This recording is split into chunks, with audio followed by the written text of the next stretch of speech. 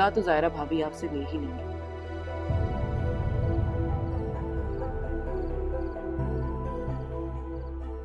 ये पट्टी तुमने उसको पढ़ाई है ना? मुझे सच से बताओ, ये रास्ता तुमने उसको दिखाया ना? बताओ।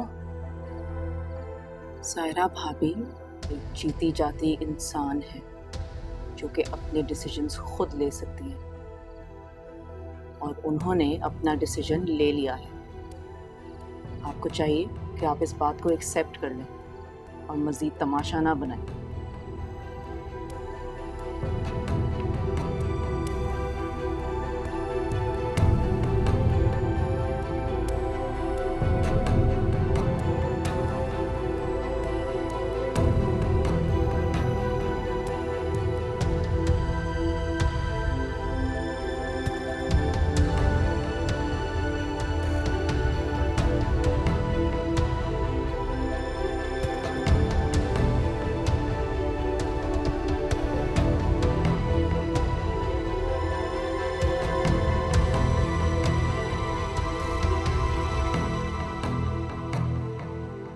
सोच तो रही हूँ कि उनकी तरफ निकल जाऊं, पता नहीं कब होंगी घर पे।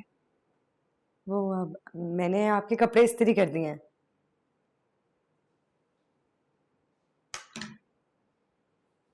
फहद, आपको मुझसे लाख शिकायतें सही, मगर इसमें बच्चे की क्या गलती है? उसे किस बात की सजा दे रहे हैं आप?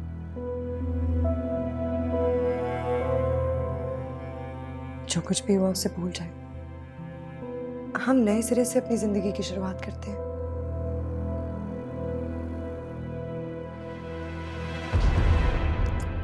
फहद, कहाँ जा रहे हो फहद?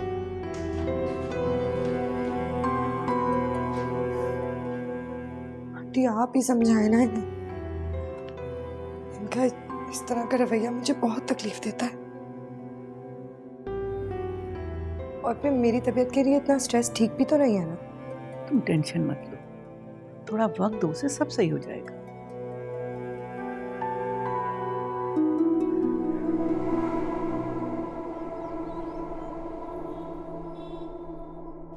मैंने तो उन्हें बहुत समझाने की कोशिश की, लेकिन मुझे नहीं लगता कि अब वो समझने की पोजीशन में है, ना ही वो अब हमारे साथ कोऑपरेट करेंगे। डोंट वरी, इसमें ऐसा परेशानी वाली कोई बात नहीं है। खुला के केसेस में मर्द के हाथ में ऐसा कुछ होता नहीं है। साथ का जो बिहेवियर है ना, ये इससे केस पे कोई खास फर्क नहीं पड़ेगा। बल्कि साथ ने जो नोटिस जलाया है ना, वो तो अक्सर इस तरह के केसेस में हम फाइनल हियरिंग से पहले एक प्री ट्रायल की तरह रखते हैं ना, ताकि दोनों फरीकों में एक रिकन्सिलिएशन की कोशिश हो सके।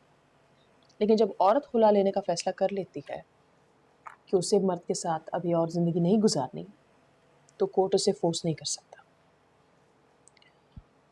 बाकी तुम्हारे पास तो एक बहुत ही अच्छा रीज़न है। तुम्हारा शौहर तो तुम्हें तलाक दे के मुकर गया, अब तुम जान छुड़ाने के लिए तुम ये रास्ता अपना रही हो। हाँ, खुला के केसेस में ये है कि हक महर से औरत दस्तबरदार हो जाती है, लेकिन तुमने तो हामी भर ली है ना, so you don't have anything to worry about. हाँ, तुम अपना जहेज वापस ले सकती हो। डाउरी एक्ट के तहत तुम एक पिटीशन फाइल कर लो। लेकिन मेरे जहेज की सारी चीज़ें जज्जी मायरा को उसकी शादी में दे चुकी हैं। हाँ, लेकिन ये तुम्हारा मसला नहीं है। All you have to do is file a petition. ये तो उनकी जिम्मेदारी है ना। या वो तुम्हें तुम्हारा जहेज का सामान वापस कर दें, या इस मालियत की रकम तुम्हें वापस कर दें। वो लोग फाइनेंशियली इतने स्ट्रॉन्ग नहीं हैं और इतनी ज़्यादा रकम का बंदोबस्त भी नहीं कर सकेंगे, और मैं वैसे भी मटेरियलिस्टिक चीज़ों में बिल्कुल इंटरेस्टेड नहीं हूँ। वेल, हक तो तुम्हारा बनता है ना। अब ये उनकी जिम्मेदारी है कि वो किस तरह तुम्हें तुम्हारा जहेज वापस करते हैं। इसके लिए उन्हें अपना घर ही बेचना पड़ जाए।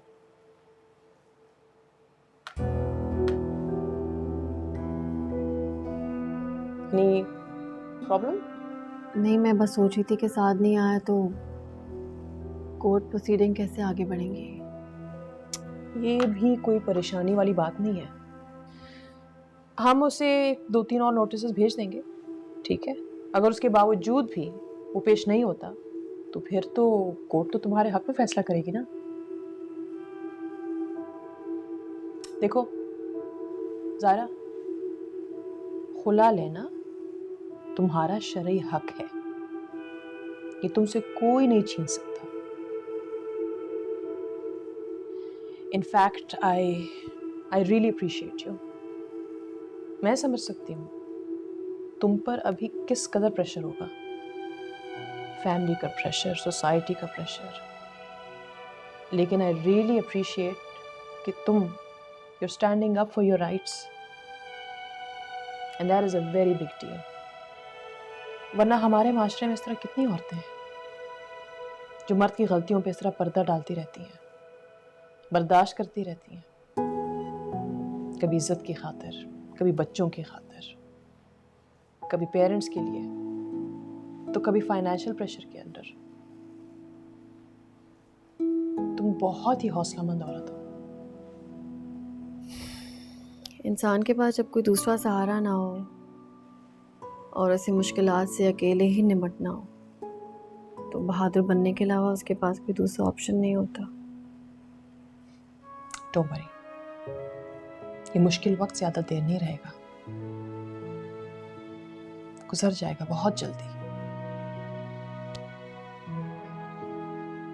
I hope so.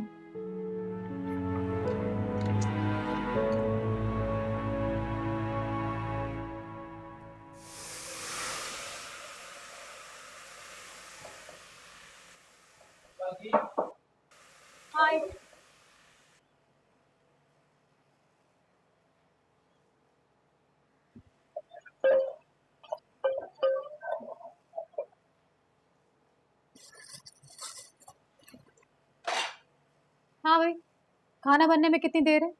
अभी नाश्ता किए हुए देरी कितनी हुई है जो खाने की टेंशन हो गई है तुम्हें? मैं अपने लिए नहीं पूछ रही हूँ, अम्मा के लिए पूछ रही हूँ, क्योंकि वो सुबह जल्दी नाश्ता कर लेती है। तुम्हें उनकी टेंशन लेने की ज़रूरत नहीं है, मैं देख लूँगी। लेकिन वो तो तुम्हारी शक्ल भी नहीं देखना चाहती। ये बर्तन धो, गंदे बर्तन देख कर मेरा दिल मचलाना शुरू हो जाता है। रोज़ धुलते हैं, आज भी धुलेंगे। क्या कहा तुमने? वही जो तुमने सुना।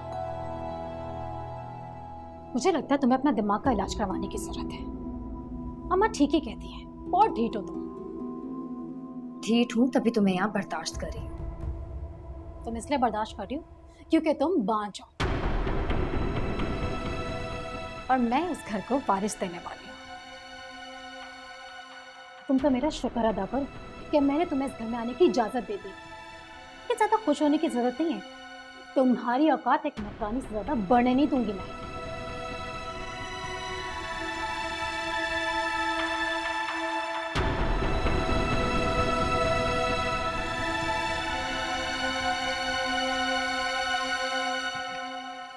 तारिक साहब को ईमेल कर दी थी तुमने? हाँ भाई कर दी थी, वरना तुमने मेरी जान अजाब कर देनी थी। मैंने तुम्हारी जान अजाब कर देनी थी? मैं तो तुम्हारे साथ इतनी ज्यादा लीनियंट हूँ कि सारे ऑफिस वाले अब बातें भी मनाने लग गए हैं। जी thank you ma'am, thank you. वाह भाई वाह, तुम लोग तो अब सलाम दुआ से भी गए। वो घर में कोई नजर नहीं आ रहा था तो मुझे लगा आप समीना खाला की तरफ गई होंगी। तो कमरे में झांक कर देखते हुए तकलीफ हो रही थी क्या? कोई काम था आपको? काम? मुझे क्या काम होगा, घर के सारे काम पड़े हैं। तो तुम्हारे बाप ने नौकर नहीं भेजे जहेज में? अपने घर के पेटी कामों के लिए मेरे बाप तक जाने की जरूरत नहीं है। क्या हो गया है अम्मी, क्यों घर आते साथ ही हंगामा शुरू कर दिया आपने? वाह बेटा वाह, माँ का एक लफ्ज भी तुम्हें हंगामा लगने लगा। मैं तुम्हारे लिए परेशान थी। भूखे आए हो, क्या खाओगे? कुछ नहीं पका घर में, मेरी तबीयत खराब थी आज। तो कोई बात नहीं, हम बाहर से कुछ ऑर्डर कर लेंगे। आज भी करोगे, कल भी करोगे, कितने दिन ऑर्डर करोगे? क्या रोज होगा? घर में रहने के कुछ उसूल होते हैं। वो ज़ायरा भी तो करती थी ये सब काम। हाँ तो उनको क्या मिल गया आपकी ताबेदारी करके? उनसे कौन सा खुश थी आप? सुहेल? हाँ, अब तो आप साथ भाई की तरह सुहेल को भी भड़काएंगी ना कि इसको घर से बाहर निकाल दो। एक बेटे की जिंदगी बर्बाद करके चैन नहीं आया आपको? क्या बकवास कर रही है तुम्हारी बीवी सुहेल? मैंने बर्बाद की है साथ की जिंदगी? हाँ, आप ही ने की है। एक घर के पीछे आपने दोनों की जिंदगी इतनी झीरन कर दी कि बात तलाक तक पहुंच गई। अरे उसकी अपनी हरकतों की वजह से उसकी जिंदगी अजीरन हुई है, और ये तलाक, इसकी रट भी तो उसने, जायरा ने खुद पकड़ी हुई है। तो झूठ तो नहीं बोल रही हैं वो। जो शख्स 2 मर्तबा तलाक दे सकता है वो तीसरी बार भी दे सकता है। कोई ये बात माने ना माने, मैं तो जरूर मानती हूँ, और मैं इस बात की गवाही दूंगी। तुम गवाही दोगी? हमें झुटलाओगी तुम? सुहेल, अभी इसी वक्त अपनी बीवी को बाजू से पकड़ के घर से बाहर निकालो। देख नहीं रही तुम्हारी माँ के सामने खड़ी कैसे जुबान चला रही है? अम्मी प्लीज आप इस वक्त यहाँ से चली जाए। मैं जाऊं? हाँ। मैं तुम्हें माफ नहीं करूंगी सुहेल, अगर तुमने अपनी बीवी को इसी वक्त घर से ना निकाला तो। क्या हो गया अम्मी आपको? हर छोटी बात का पहाड़ खड़ा कर देती हैं। पहले ही भाई और भाभी की जिंदगी आपने ऐसे जीरन की, अब आप हमारे पीछे पड़ गई।